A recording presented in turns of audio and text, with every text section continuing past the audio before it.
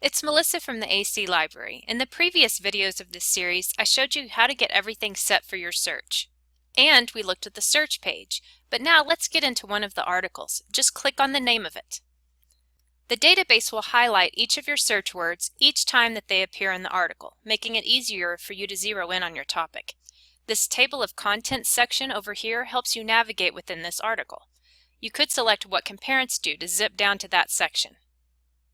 If you're having trouble finding a good article from the search that you ran, you might find additional resources by looking at this related subjects section, but be careful.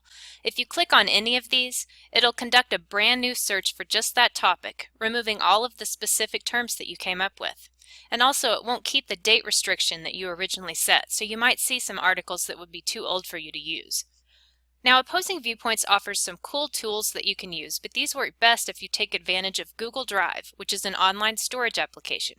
Because you're officially with AC, you'll have an Amarillo College Google account, and this database ties in with that. Just click on this Sign In with Google button, enter your email address that ends in @amarillocollege.com, and then sign in like you usually do on AC computers with your AC Connect username and password. Now you're signed into the database and can fully utilize all of the tools here in this menu. I'll explain all of these, but first let me talk about the highlighting notes feature. If you like to highlight things, you can do that electronically just by using your mouse to select something, and then a menu will pop up that lets you select highlighter or note. It's like a virtual sticky note. Once you've highlighted something or added a note, you can use this menu item to jump to each highlight or note in your document. But all of these markings will only last for you during this session. Once you close your browser, they'll disappear, unless you're logged into your Google account and save this document to your Google Drive folder. So after you've finished marking up the document, just click on this button, Download, select Google Drive, and it'll place the article with all of your highlights and notes into your Google Drive folder. Notice that you could also download this article to Microsoft's cloud storage program, OneDrive, if you have access to that program, or as an HTML file or PDF file. Now normally a PDF file is like a picture they took of the original article in the magazine or journal. It'll usually have all of the pictures and the page numbers of the original source. But in this particular database, that isn't always the case. In fact, more often than not, the PDF file doesn't look any different than the HTML version.